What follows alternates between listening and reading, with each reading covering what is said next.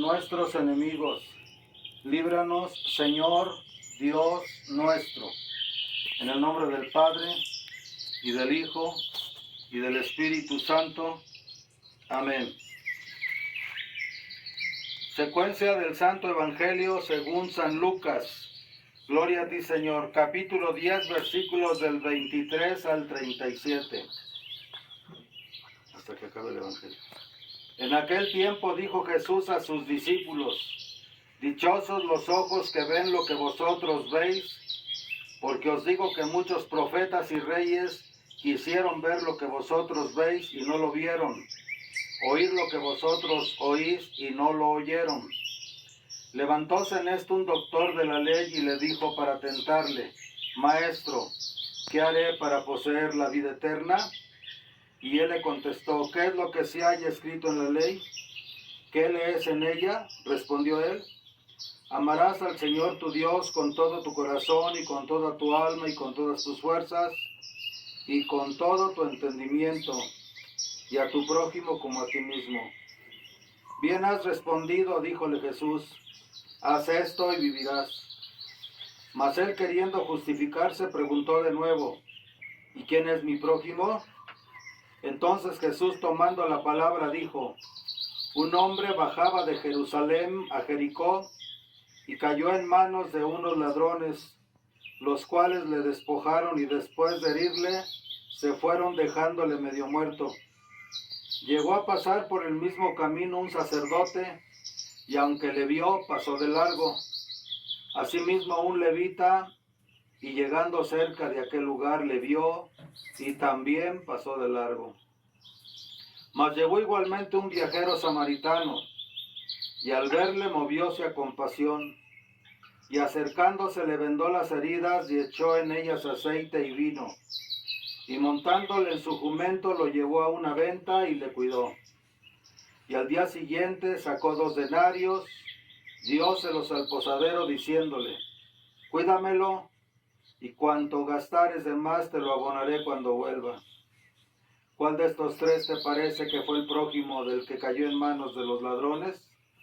Respondió el doctor: el que usó con él de misericordia. Díjole Jesús: pues vete y haz tú otro tanto. Palabra de Dios. Alabanza a ti, oh Cristo. Por las palabras del Evangelio Sean perdonados nuestros pecados. nuestros pecados. Pueden sentarse. La epístola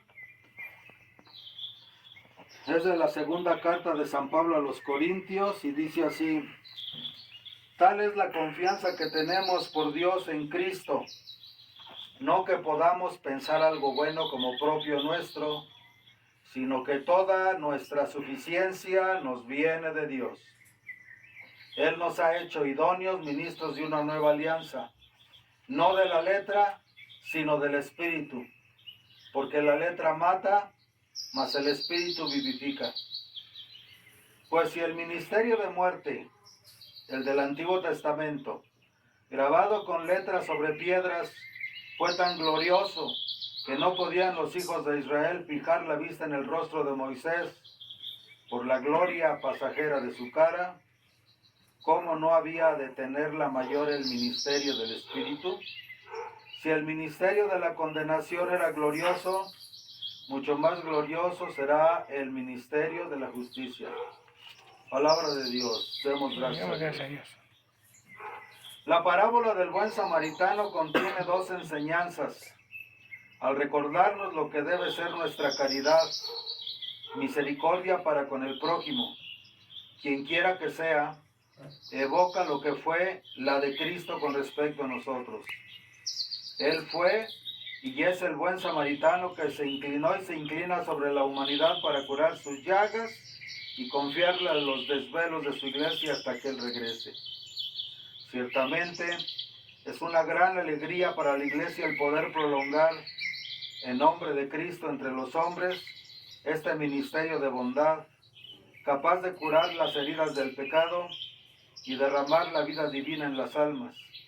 Ministerio de gloria mucho más noble que el de Moisés, puesto que confiere la verdadera santidad, la que nos ha venido a traer el mismo Cristo, el cual sigue siendo su fuente imprescindible.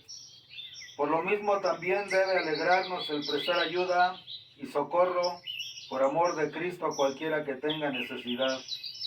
De Cristo, que tanto nos ha amado y nos obliga a asociar el amor generoso y desinteresado al prójimo con nuestro amor a Dios. El Evangelio de hoy es muy interesante. Seguimos con la mística cristiana, con los procesos místicos, trabajando durante todo este ciclo, durante todo este año en el proceso de buscar verdaderamente la mística cristiana para tener acceso a experiencias espirituales de nivel superior, saliendo de la rutina, saliendo de la monotonía, saliendo de la costumbre que ciertamente ha sostenido a la iglesia durante 2000 años y más, pero que a tan pocas almas les ha llegado el alcanzar una santidad elevada. Ciertamente que cuando el pueblo tiene ignorancia sobre estas cosas, porque sus guías espirituales, obispos y sacerdotes no les hablan de este proceso, no despiertan en las almas el anhelo, el deseo de buscar a Dios de una manera más profunda, más trascendental. No enseñamos al pueblo a entender que la vida en la tierra tendría que ser maravillosa a pesar de las situaciones y vicisitudes que se dan, si cada uno estuviera con el conocimiento de que las señales del camino se tendrían que dar en base a experiencias espirituales entregadas por Dios por gracia, obviamente, pero alcanzadas por la elección humana y la acción de la voluntad por alcanzar esos estados de experiencia divina. La mística, los estados de mística no le están negados absolutamente a nadie, porque el reino de los cielos que se anuncia, las experiencias de gloria, el llegar a la luz divina, el retornar a la fuente original de la cual venimos, la cual nos ha creado, requiere que al llegar a ese lugar de Dios, Dios es el lugar donde todas las cosas existen, pero al lograr ese estado tan anunciado, tan predicado y tan esperado por la iglesia, se tiene que estar en un estado místico.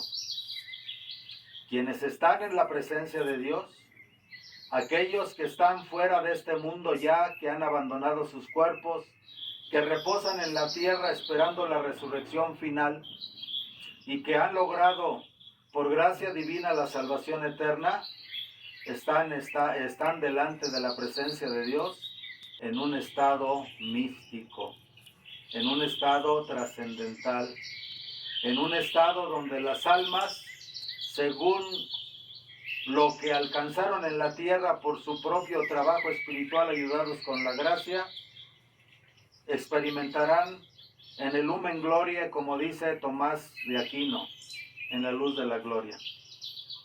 Pero estas experiencias de Dios no están solamente prometidas para aquellos que hasta después de la muerte lo alcancen por su vida, por sus obras, por sus trabajos, por sus merecimientos, sino están entregadas por Dios aún en esta vida a quien sepa buscar a Dios con un verdadero enamoramiento.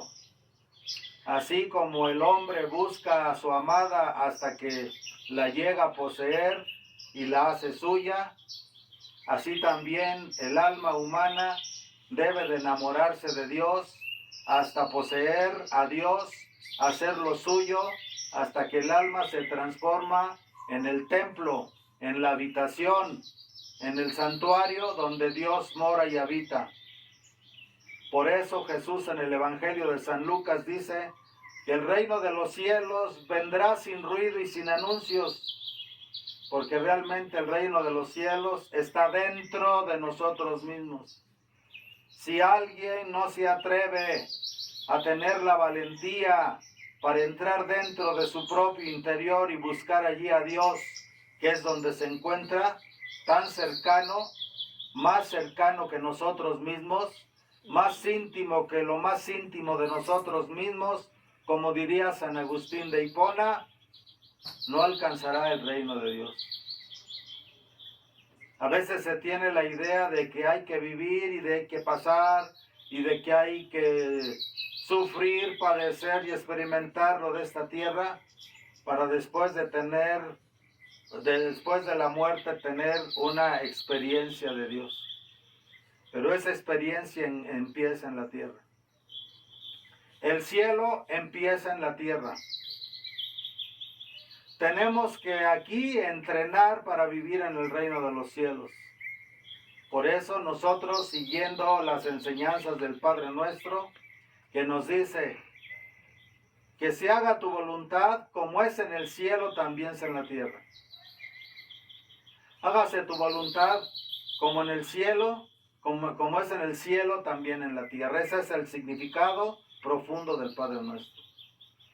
Que así como en el cielo, en esos mundos superiores, en esa luz infinita de la gloria de Dios, todo es perfectamente armonioso y no hay contradicción.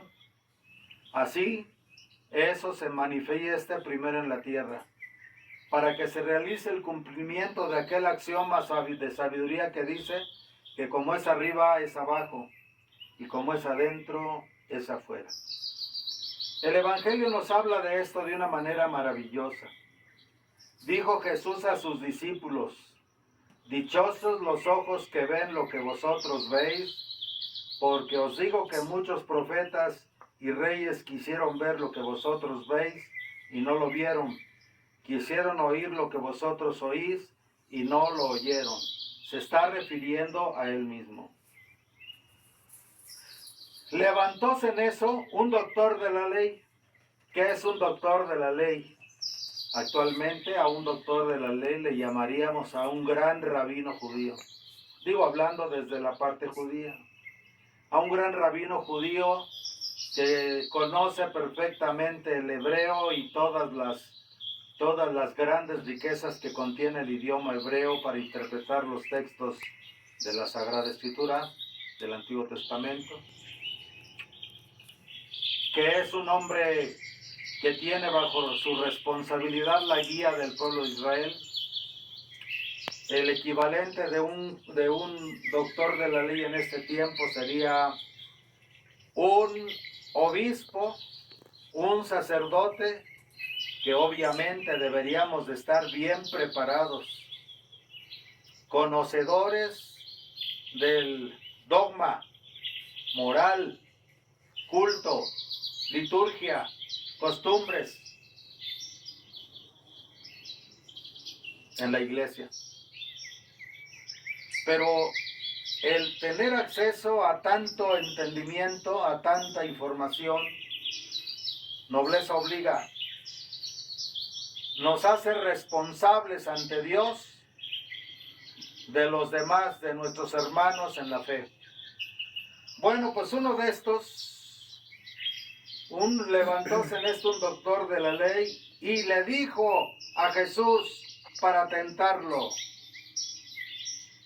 Fíjense bien, tenemos que tener cuidado que nuestra erudición en las cosas sagradas, en la ciencia sagrada, no sirva para humillar a los que no saben o para probar a los que por su comportamiento están demostrando que entienden lo sagrado porque lo viven, porque lo cumplen, porque lo actúan. Levantóse en eso un doctor de la ley y le dijo por atentarle: maestro, ¿qué haré para poseer la vida eterna? Es absolutamente absurdo que un hombre de tanto conocimiento le preguntara a Jesús qué tengo que hacer alcanzar la vida eterna. Para salvarme, ¿qué tengo que hacer para salvarme? Diríamos en estos tiempos, si alguien hiciera esta pregunta, y la iglesia sería, ¿qué tengo que hacer para salvarme? Y Jesús le contestó, ¿qué es lo que se haya escrito en la ley? ¿Qué es lo que está en las escrituras? ¿Qué es lo que está ahí establecido por mi Padre? ¿Qué es lo que se haya escrito en la ley? ¿Qué lees en ella? Y respondió este hombre, doctor de la ley, amarás al Señor tu Dios con todo tu corazón, con todo tu sentimiento, con toda tu alma, con toda tu esencia invisible, con todas tus fuerzas físicas y con todas tus fuerzas mentales y con todo tu entendimiento, y a tu prójimo como a ti mismo.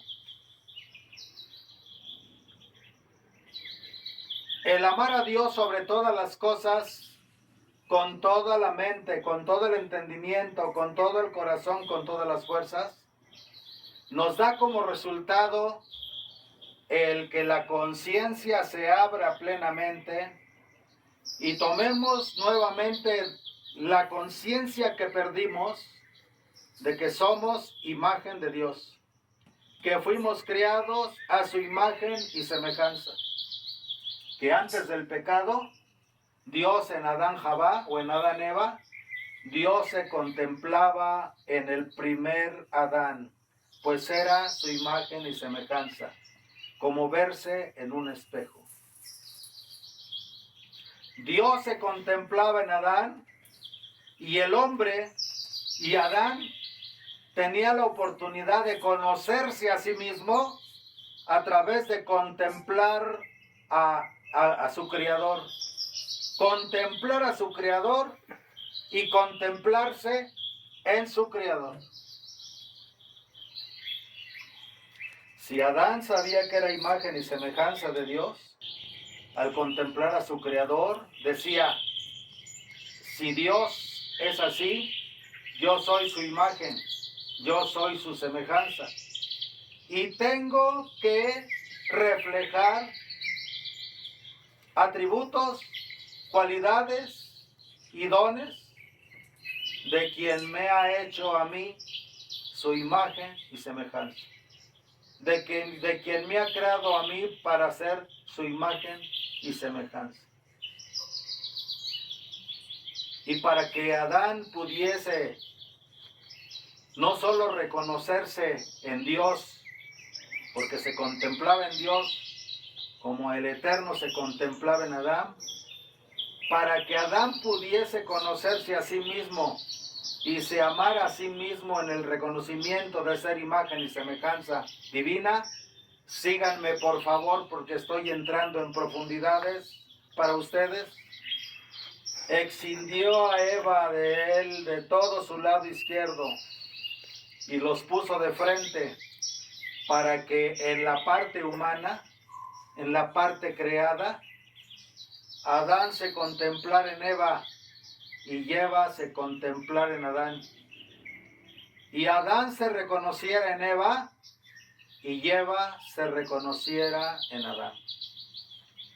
Es a través del conocimiento de que somos imagen de Dios que nos da como resultado y consecuencia el entendimiento, la sabiduría y la experiencia que tenemos que vivir de amar, servir y glorificar a Dios con todo nuestro corazón, con toda nuestra alma, con todas nuestras fuerzas y con todo nuestro entendimiento.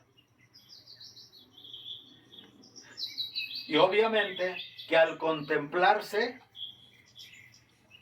a sí mismo Adán y reconocerse como imagen y semejanza divina, y después al contemplarse en Eva reconociera que también Eva es imagen y semejanza divina porque ha sido escindida de él, porque la han sacado de él, para que se pudiera contemplar a sí mismo en ella. El hombre cuando se contempla en su esposa y la ama se ama a sí mismo. La mujer cuando se contempla en su esposo y lo ama, se ama a sí misma. Y por eso al unificarse en la unión marital, con la bendición de Dios en el sacramento del matrimonio, los dos hacen una sola carne y un solo espíritu.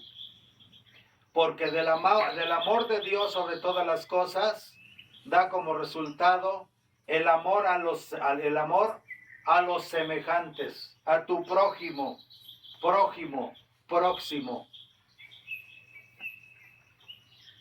Aunque hay diferentes niveles de proximidad. ¿Quiénes son los que son más próximos a nosotros? Aquellos que más se asemejan a nosotros. Y nosotros somos los prójimos de aquellos de los que somos mayor semejanza. Hablaríamos, por ejemplo, de los próximos, hablaríamos de nuestros padres, de nuestros hermanos, de nuestros tíos, de nuestros abuelos, de nuestros primos, hermanos, segundos y terceros, con quienes compartimos genéticamente el ADN. Pero como todos a su vez venimos de un solo origen y de una sola pareja original, entonces, ¿quiénes son mis prójimos? Todos cuantos aquellos en la tierra tengan alguna semejanza conmigo, es decir, cada uno de mis hermanos y hermanas humanos en este planeta.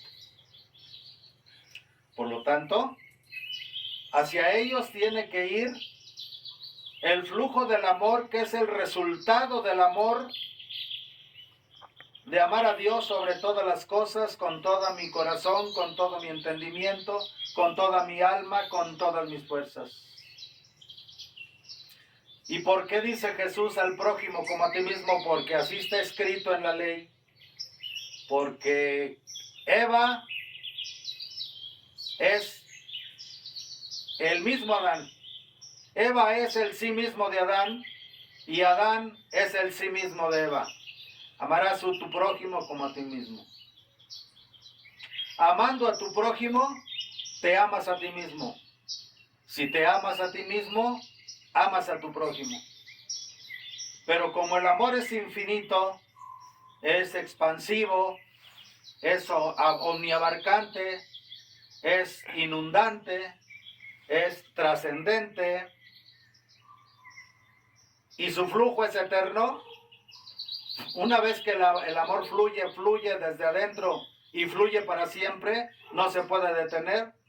Entonces, desde los prójimos que son semejantes a nosotros, es decir, los de sangre y luego nuestros hermanos humanos y hermanas humanas, empezamos a expandir ese amor en aquellas otras criaturas de la creación que mantienen un grado de semejanza con nosotros, es decir, los animales. Todos nosotros tenemos dentro de nosotros a todos los animales. Voy a decir algo que dije hace mucho en un sermón, hace muchos años, y que mis hermanos de Nueva Jerusalén se escandalizaron. Las gallinas cacaraquearon, los perros aullaron. No estoy ofendiendo. Todos somos necios como las mulas. Somos lujuriosos como los perros. Gulosos como los marranos. Vanidosos como los leones.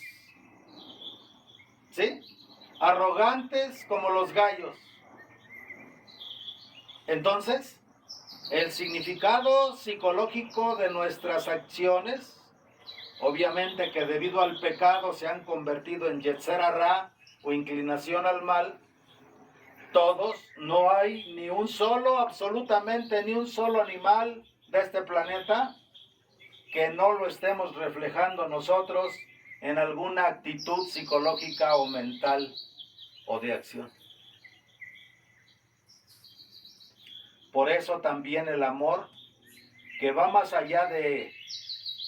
Son próximos, cercanos los de nuestra sangre, los seres humanos, que es nuestra principal obligación.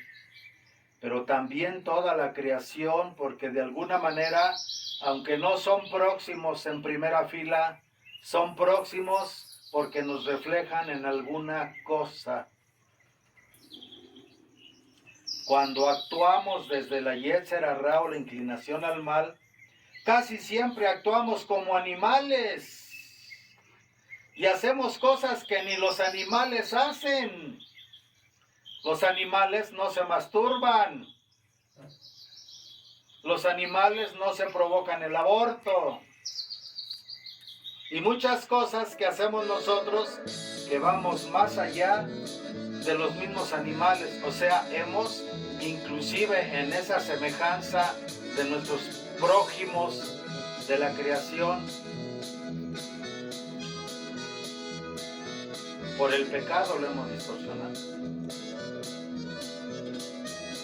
Vean ustedes cómo si nos metemos en el Evangelio, nos tenemos que meter hasta el agua caliente, hay que meterse al fondo. Esa es la verdadera mística. Cuando vivimos desde este entendimiento y desde esta búsqueda y desde este conocimiento, en verdad les digo que todo nuestro día es un acto de autoobservación constante para constantemente estarnos cachando en qué aspectos de nosotros mismos estamos distorsionando por el pecado la semejanza divina que tenemos con nuestro Creador. Y lo convertimos en desemejanza. ¿Sí? Cuando Adán y Eva pecaron en el Gan Edén comiendo del árbol del conocimiento y probaron de su fruto, que ya en muchas homilías anteriores he hablado sobre eso, hoy no hablaré de eso. Al desconectarse, al separarse, porque eso significa el pecado, al separarse de Dios, al desconectarse de la gracia infusa que Dios les estaba dando, toda su naturaleza creada de este universo, lo material, lo biológico, lo psicológico, lo emocional, se desequilibró totalmente. Porque realmente Adán y Eva, en estado de gracia original, en el orden de su cuerpo, al orden de su ser, Adán y Eva, antes de la caída, todas las criaturas les estaban sujetas, ya que si todo en el mundo es un reflejo de nosotros, mientras ellos estuvieron en gracia original, tenían un orden perfecto en todos sus niveles de lo que ellos son, de lo que Adán y Eva son o fueron como seres creados. Se dice que podían hablar con los animales, claro, porque tenían todo eso que es afuera, es solamente el reflejo de lo que el ser humano está constituido por el Creador. De lo que el ser humano está constituido por el Creador. Al descontrolarse Adán y Eva por el pecado, todo su ser se descontrola y va a provocar en el reflejo de la creación el descontrol. Toda la naturaleza se descontroló, los animales se volvieron rebeldes, la tierra no produce su fruto, hay que cultivarla, hay que pasar muchas situaciones y sufrimientos. Estoy hablando de esta manera para que entendamos estas palabras tan sencillas que Jesús le dice a este fariseo, a este doctor de la ley, a este hombre leído y escribido, a este teólogo que vendría a ser representado por los teólogos de la Iglesia Católica. Levantóse en esto un doctor de la ley y le dijo para tentarle: maestro, ¿qué haré para poseer la vida eterna? Y él le contestó, Jesús, ¿qué es lo que se haya escrito en la ley? ¿Qué lees en ella? Y entonces el sabio, el leído y escribido, le contestó a Jesús, amarás al Señor tu Dios con todo tu corazón y toda tu alma, y con todas tus fuerzas y con todo tu entendimiento, y a tu prójimo como a ti mismo. O sea, sí lo entendía y sí lo sabía, pero ¿hasta dónde lo entendía? ¿Hasta dónde lo consideraba? ¿Y hasta dónde realmente lo estaba viviendo? Obviamente que no lo estaba viviendo, porque lo vemos aquí en la respuesta que le da nuestro Señor Jesús. Bien has respondido, díjole Jesús. Haz eso y vivirás. Hazlo. Aquí Jesús está insinuando que a pesar de que era un sacerdote del templo, que era un hombre sabio, no estaba. Haz eso y vivirás. Solo cumple con la ley, cúmplela. ¿Sí? A veces parece que lo he repetido infinidad de veces en las homilías, que el católico actúa y parece que nos portamos bien en la mayoría que no es consciente de estas cosas porque no les son explicadas, no les son enseñadas. La gente se comporta bien, pero hay en eso un trasfondo de terrible miedo al condenarse en el infierno. Y a veces, aunque el temor de Dios no significa el miedo y el terror a condenarse en el infierno, sino el temor de Dios verdadero es reverencia al Creador. Me da miedo ofender a quien me ama tanto, que es mi Creador. Me da miedo pecar contra quien me ha creado. Me da miedo el transgredir la ley divina de aquel que me creó y me hizo a su imagen y semejanza.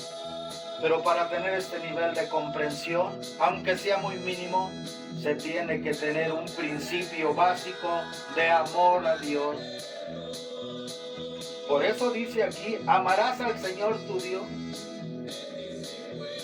Aquí Jesús les lo está remitiendo a la ley, porque realmente cuando tú ves la Torá, cuando ves el Éxodo, en los mandamientos entregados por el Eterno en el Sinaí a Moisés, no le dice, ámame, sino le dice, yo soy el Señor tu Dios que te ha sacado de la tierra de Egipto, de la casa de esclavitud.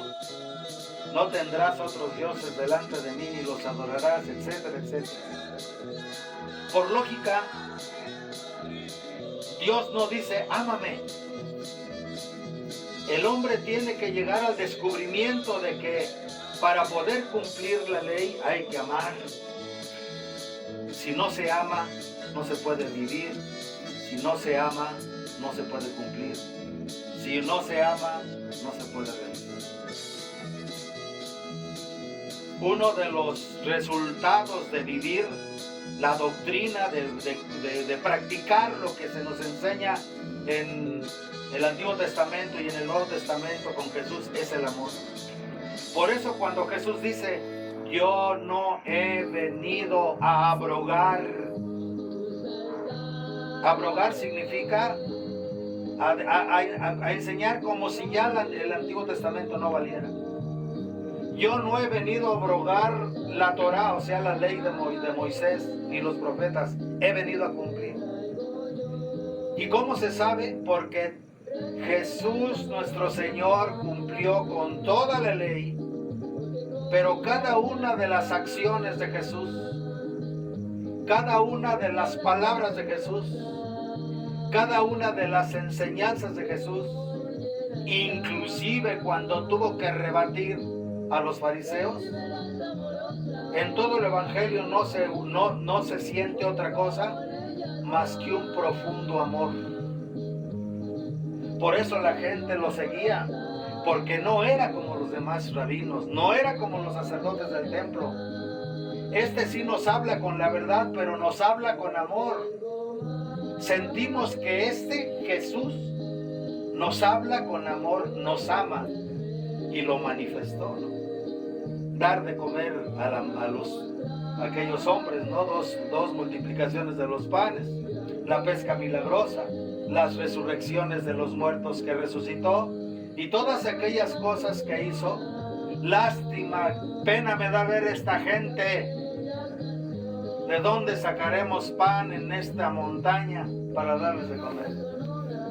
Le dijo uno de los apóstoles.